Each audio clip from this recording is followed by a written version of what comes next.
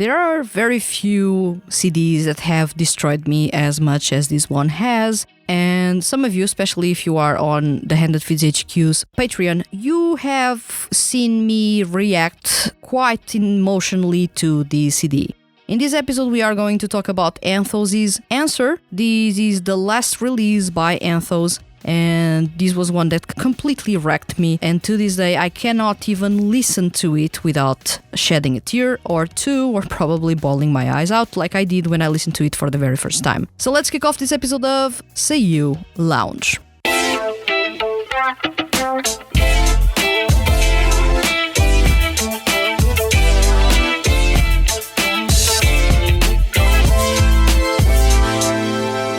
Welcome to SEIYUU Lounge. I am your host Vanessa, and in this episode let's talk about Anthos' Answer. And this is something that I will first tell you because you are listening to this episode of the podcast, but I will let you know that if you are subscribed to the THTFHQ Patreon, you will find links in the description as well as on the website. You have access to a 1 hour, almost 1 hour, of me reviewing the album for the very first time on camera and literally started crying midway through the recording.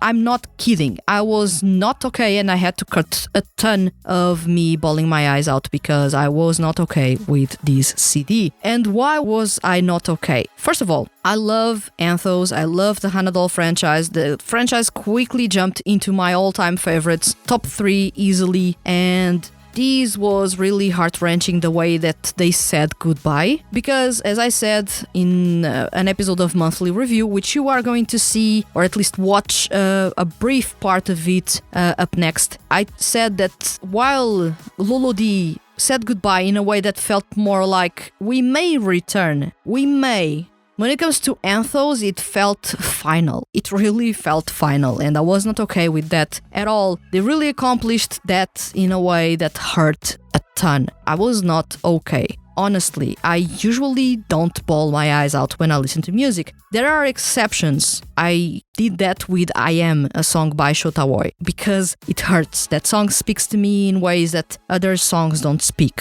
I see myself in that story. In this case, with Anthos, I didn't see myself in that story, but it felt so heart-wrenching, the tone, as well as the lyrics, and everything was so neatly wrapped up in such a perfect goodbye. This is the final time we see each other, that it completely wrecked me. Not only was I fully immersed in the song, and on both songs, but also I was feeling that sadness of saying goodbye, of letting something go, even if the outcome was good, to let something go that I love too much. I felt that in my bones. I felt that in front of the camera, first time that I ever cried on camera, which is crazy. You can find that on Patreon for all subscribers, and I'm talking about subscribers that are free as well as paid ones. You just need to subscribe to the channel and you have access not only to that review on camera of Anthos' Answer, but also other reviews of other albums, which I occasionally drop some exclusive reviews there.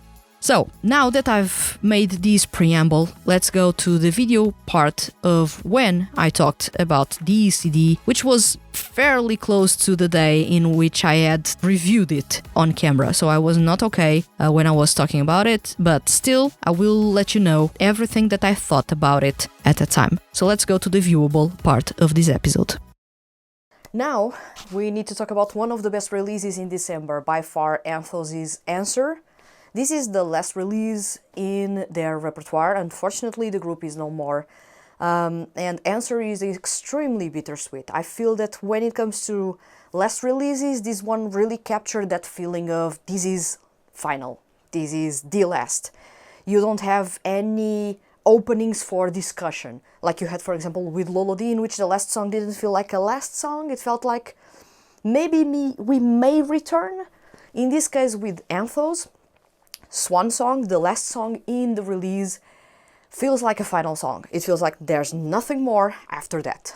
And although it pains me a lot, and I believe most of you that are fans of the group will say the same thing, this pains you a lot. This song will make you cry. It made me cry. It will make you cry if you haven't heard before.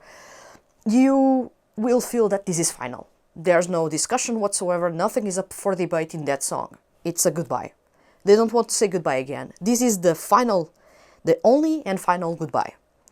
Because saying goodbye hurts. Saying goodbye to something really good hurts.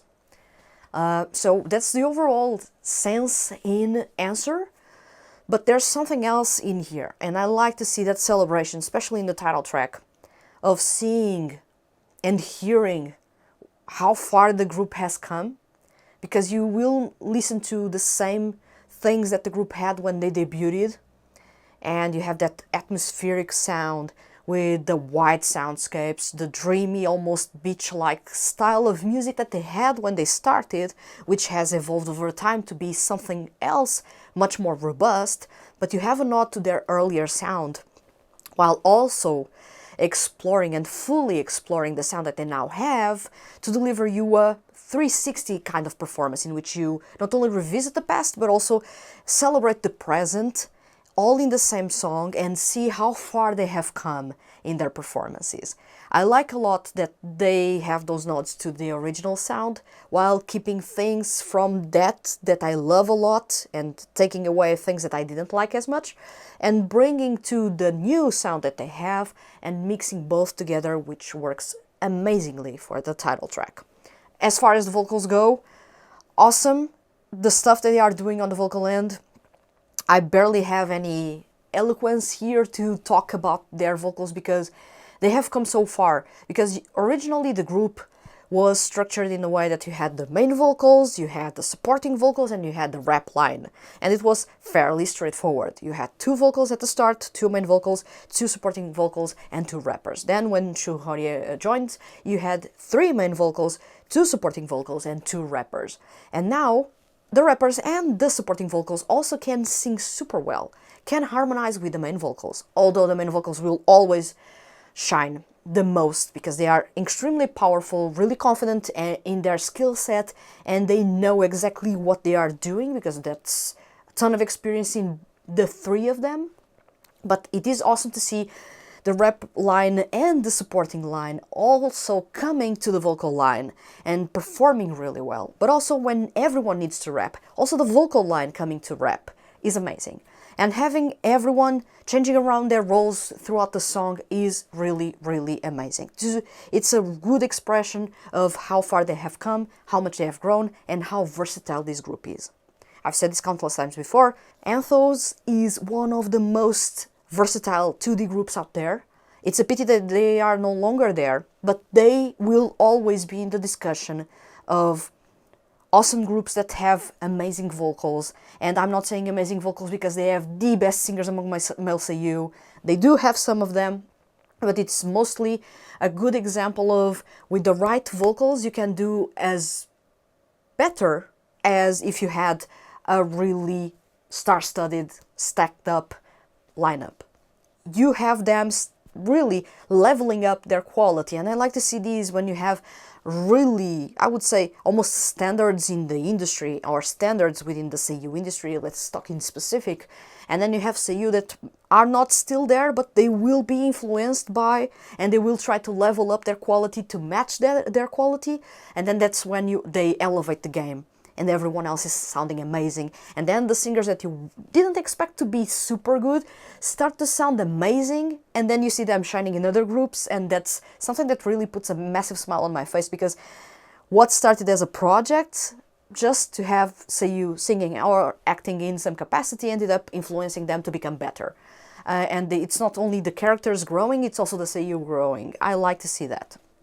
But that conversation aside, I love the title track, but also Swan Song is the song that dealt the most damage to me. It's beautiful. As soon as the piano starts playing, I'm a mess. Everything about the song is really hard to digest, especially if you are a longtime fan. I'm a fan of the music primarily. I've said this countless times before. I don't follow the story because I don't have the time to follow lore and stories of all the projects that I follow, because I still follow many projects, so it is a mess to follow everything.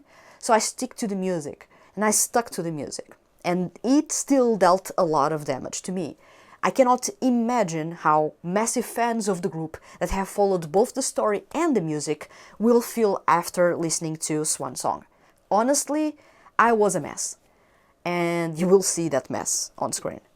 I don't know if you will be a mess, but probably you will. And, well, I will just let you know that it is perfectly okay, because this was meant to deal some damage emotionally, but it is a bittersweet type of damage, because you know that you love them so much, they are doing something so awesome and delivering the final goodbye to you in such a sweet, beautiful way.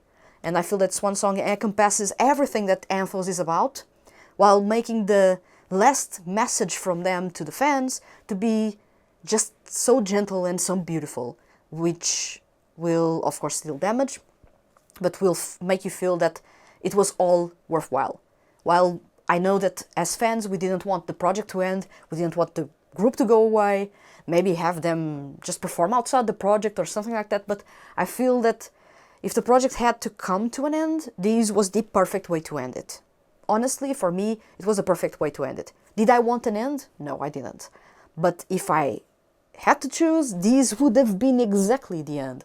So I feel that this is a perfect goodbye from Anthos, and by far the standout release in December.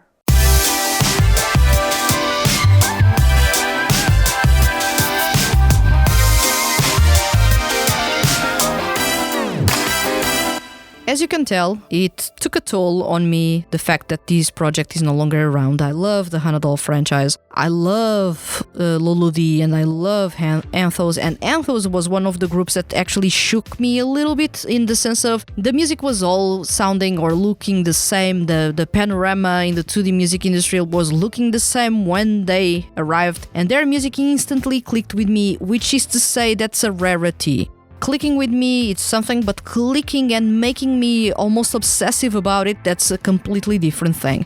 And I was really obsessive about the Hanadol music in all its sense, not only when Anthos kick-started everything, but also when Lolodi joined. And I was in love with both groups, and I still am, and it hit me really hard to say goodbye properly to a group. As I've told you before in some episodes of the podcast, if you have followed this podcast so far, I usually fall in love with 2D music projects that end up not saying goodbye even. They simply just go under the radar, and you have to assume that the project is no longer around, basically. It happened with Perfection Noise, it happened with the Fly Me project. In some way it happened with the Bandia Rose franchise, although it feels more like a zombie franchise at the moment. They are alive but not really. So I never had a proper goodbye from some of my favorite 2D music franchises. They simply disappeared. And I don't know what feels better, with quotation marks here, if it is to say properly goodbye with a really heart-wrenching song that has a bittersweetness to it, or to just the project disappearing. Because I didn't cry with Fly Me project, I didn't cry with Perfection Noise, it didn't affect me much. I'm frustrated, that's the thing that I feel, frustration.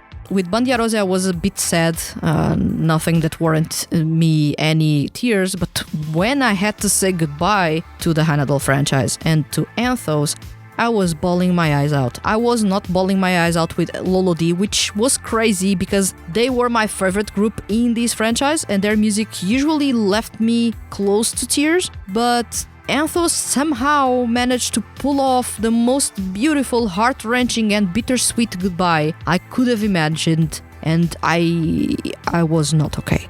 So I don't know what is the best way to say goodbye to a project, if I prefer the project to simply go away and me just assuming that, well, it may be a hiatus.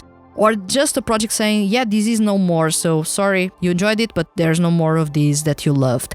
It hurts a ton. Believe me, it hurts a ton, and I believe some of you that are fans of Anthos and the Hanadol franchise as a whole, you felt this in your bones, you were not okay, we collectively wept when this release dropped. Answer is not an easy CD to listen. If you are not a fan, maybe it will not impact you at all when you listen to the songs. If you listen to all their songs from start to the end of the project, chronologically, this will hit you super, super hard. It's really one of those CDs in which everything was really so neatly done that you cannot find any fault in it.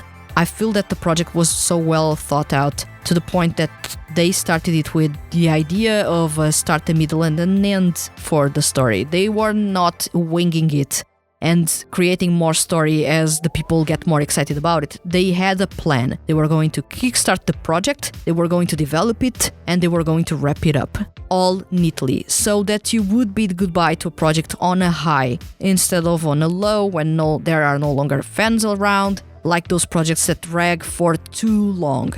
In this case, I felt that while I don't want to say goodbye to this project, and while I feel that the project was not around for too long, I feel that they could have gone for 1 or 2 years more and then wrap it up things neatly. I still feel that from the perspective of the creators, it still makes sense that the project was this length and that the project developed in this way. Because the project is really strongly storytelling driven, and this plays a massive role in the way that they structured everything about the project. And for that, I only have to applaud them, because while I'm a fan and from a fan standpoint, I'm sad that the project is no longer around, that I can no longer find joy in their music because there's no more music from them. I still have to applaud them because they thought about a way to give us the best possible story with the best possible music. They were not winging it, they were not following trends, they were doing their thing from start to finish, never influenced by outside trends. And this is the main point that I bring you here, is that 2D musics are copying each other, but Anthos, in this specific case, the Hanadol franchise, they were doing their own thing, not copying anyone, setting their own path and going from start to finish in their story and wrap it up neatly. This is the first time ever that a 2D music project is this concise, this cohesive, and doesn't drag for too long, losing fans along the way, tiring people because it's been too long and the things have not evolved at all, or the music is still the same, or there's no evolution whatsoever to the storytelling. Is there even storytelling in some cases? So in this case, I feel that the Hanadol franchise was so perfect to the way they actually went from, we have a story, we are going to accomplish that story, people are not going to know that story, and when they know that this is the final chapter, they are going to be wrecked. So this was a project that really was so well done that it feels like a story, a novel that you could have read. The music was the accompaniment in this story, or you can take each song as a chapter in that story, which is another beautiful way to approach this franchise. But yeah, all in all, I love this franchise. It was hard to say goodbye. Answer completely wrecked me. I still refuse to listen to the CD again because I know that I'm going to cry again. But yeah, it is beautiful and it was everything that I wanted for a goodbye, but also a goodbye that I didn't want to say. But yeah, thank you so much for watching this episode. I would love, of course, to know what you thought about Answer, if you crashed like me when you listened to it and you couldn't contain your emotions, or if you felt that this was a perfect goodbye, but you actually wanted more music, like myself. I would love to know all of that in the comments below, so let me know. And thank you so much for watching this episode and supporting these podcasts as well as the Patreon. If you join Patreon, you will be added to these thanks that you will see on screen. You also have access to occasional exclusive video reviews that I only share there and I will not be sharing anywhere else. And sometimes there are some votings there and other stuff that I will be adding along the way. But so far you have a couple of interesting reviews that I have not shared anywhere else, and you will find those there almost unedited for you to see how I work behind the scenes and also my absolute genuine reactions to something for the very first time. I hope you enjoyed that, and of course, thank you so much for watching the episode, and I'll see you guys in the next one.